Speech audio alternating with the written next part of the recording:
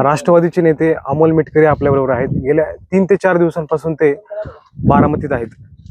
काय सांगाल दादा, तुम्ही गेल्या 4 दिवसांपासून बारामतीत आहात, काय कारण? बारामती विधानसभेची पोटनिवडणूक काल पार पडली. 58% काहीतरी मतदान झालंय आणि त्या अनुषंगानं गेल्या 5-7 दिवसांपासून आम्ही बारामतीत आहोत. बारामतीच्या ग्रामीण भागात काल ज्या ज्या ठिकाणी आपल्या पक्षाचे बूथ होते, पोलिंग एजंट होते, त्या ठिकाणी मी बऱ्याच गावाला भेटी पण दिल्या आणि भेटी देत असताना बऱ्याच काही गोष्टी माझ्या निदर्शनास आल्या. त्यामुळं बारामतीच्या विधानसभा निवडणुकीचा लीड आमचा हा 2 लाखाच्या वर असेल असं मला वाटतं. तुम्ही एक पोस्ट केली आहे काय? नाही, पोस्ट अंधश्रद्धाच्या ज्या काही प्रकार तुमच्या बारामतीत यापूर्वी कधी घडत नव्हते, पण गेल्या 6 महिन्यांपासून जे काही अंधश्रद्धेचे प्रकार घडलेत त्या संदर्भातले 2 ट्विट मी केलेले आहेत. काल मी काटेवाडी जो दादांचा बंगला आहे आणि त्या परिसरात तो खताळ पट्ट्याच्या बूथवर गेल्यानंतर तिथल्या गावकऱ्यांनी सांगितलं की तुम्ही इथे आहात तर याच वेशीवर दादांच्या शेतीच्या वेशीवर एका झाडाला एक बोकुळ टांगलेलं आहे, ते तेवढं जाऊन बघा. मग आम्ही तिथे गेलो. 4 महिन्यापूर्वी ते बोकुळ टांगलेलं होतं असं समजतं, पण प्रत्यक्ष मी त्याच्या आणखी बारकाव्यात गेलो.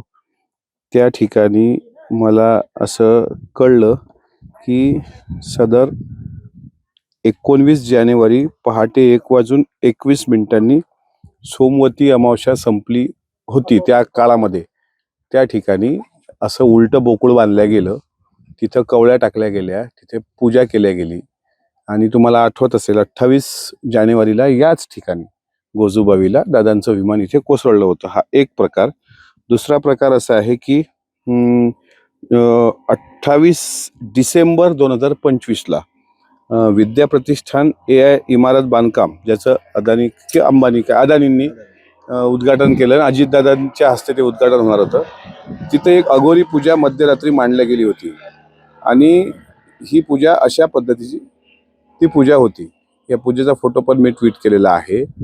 आणि ह्याच्यावरून एक लक्षात येतं की सहयोग सोसायटी तर भिगवण रस्त्यावर सुद्धा तशी एक पूजा काही महिन्यांपूर्वी केल्या गेली होती. म्हणजे सहयोग सोसायटी असेल, काटेवाडीचं दादांचं घर असेल, विद्याप्रतिष्ठान असेल, हे अघोरी पूजा गेल्या 6 महिन्यात बारामतीमध्ये मोठ्या प्रमाणात झाल्या. तर याच्यामध्ये राजकीय कनेक्शन असण्याचं आणि बलाढ्य व्यक्तींचं राजकीय कनेक्शन असण्याची शक्यता नाकारता येत नाही. पण बाहेरची लोक इथे येऊन ती पूजा करण्याची हिंमत करू शकणार नाहीत. इथल्याच काही लोकांना हाताशी धरून त्या पूजा घातल्या गेल्याचा मला संशय आहे. आणि आता याच्यावर उत्तर काय, तर SITचा तपास जो तेजस्विनी सातपुते यांच्या अध्यक्षतेखाली सुरू आहे आणि त्यांच्या तपास हा कॅप्टन अशोक खरात बाबा, भोंदू बाबा, त्या भोंदू बाबाच्या जे काही त्यांनी पैसा कमावला, 2000 कोटीची प्रॉपर्टी केली, जे काही ट्रान्झॅक्शन झालंय, या अनुषंगानं तो सुरू आहे. त्यामुळं त्या भोंदू बाबाचे जे काही भक्त आहेत त्या भक्तांनी काही तिथे फुल्या मारल्या होत्या असं आमदार रोहित पवारांनी पण काही दिवसांपूर्वी प्रेस कॉन्फरन्समध्ये सांगितलं.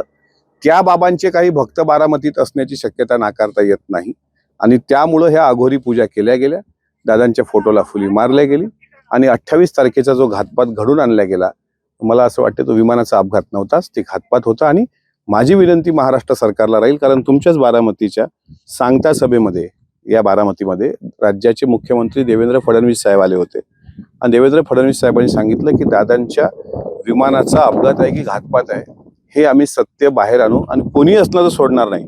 बस त्यांनी या शब्दावर कायम राहावं.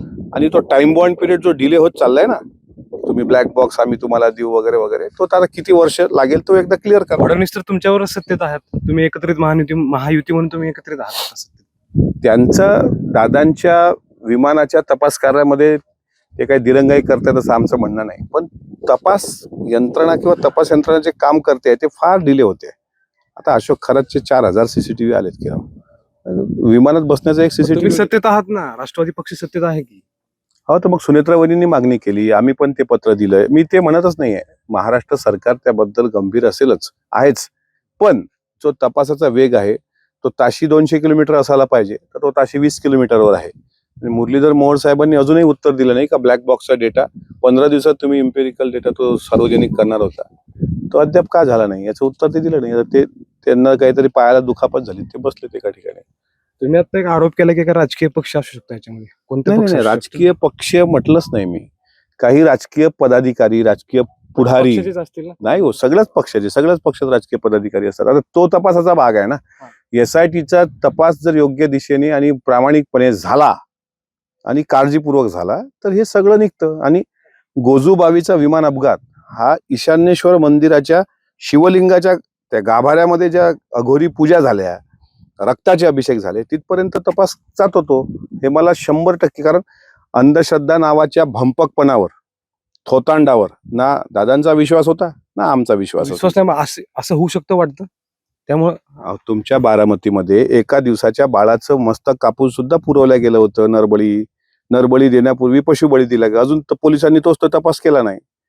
आणि हे काय होतं की तुम्ही विज्ञानवादी आहात, मी फार अंधश्रद्धाळू आहे, पण मला कोणीतरी सांगितलं का तुम्हाला राजकीय फायदा किंवा गुप्तधन सापडत असेल तर तुम्ही या व्यक्तीचा बळी द्या. तुमच्या डोक्यात ती अंधश्रद्धा पेरल्या जाते आणि अंधश्रद्धेच्या नावाखाली लोक हिप्नोटाईज होतात. आणि पानसरेंना संपवताना सुद्धा, गोविंद पानसरेंना तो हिप्नोटाईज केला होता ना मारणारा. त्याच्यामुळे की बाबा हाच शत्रू आहे, हा धर्माचा शत्रू आहे, हे तुझं टार्गेट आहे, तर तू मारलं पाहिजे, हाच तुझा धर्म आहे, म्हणून त्या पद्धतीनं ते मारलं गेलं. तशा पद्धतीनं हे दुसऱ्या व्यक्तीला हिप्नोटाईज करून अंधश्रद्धेच्या आहारी गेलेल्या व्यक्तींकडून ह्या पूजा विधी वगैरे केल्या गेल्या. आणि बाकीची विमान यंत्रणा, आता पूजा खाली झाल्या, विमान तर हवेत होतं, पण मग तो सुमित कपूर कुठे आहे, तो साहिल मदन कुठे आहे, ते 28 तारखेला कोणाच्या संपर्कात होते, सगळं पुढे आलं पाहिजे. या गोष्टी तुम्ही तुमच्या वरिष्ठांची बोलणं झाले किंवा सांगितलं का? सुनेत्रा पवार असतील किंवा पार्थ पवार किंवा जय पवारांना या गोष्टी सांगिततात का? सांगितलेले आहेत. काय बोलणं काय झालं? सांगितलेले आहेत. तपास सुरू आहे, त्यांनी सांगितलं. DGCAचा पूर्ण अहवालानंतर अहवाल आला की स्वतः जयदादा तशी पत्रकार परिषद घेतील असं त्यांनी सांगितलं, पूर्ण पुरावे आल्यावर. तुमचा निष्कर्ष काय? तुम्ही 4-5 दिवस झाला बारामतीत आहात, फिरताय, नेमकं काय 2 लाखाच्या राजकीय निष्कर्ष की हा दादांच्या विमानाचा अपघात झालेला नसून तो घातपात घडवला गेलेला आहे आणि त्याच्या मागे अंधश्रद्धेची किनार आहे, हा माझा स्पष्ट निष्कर्ष आहे. आणि तो चुकीचा ठरू शकणार नाही असा मला विश्वास आहे.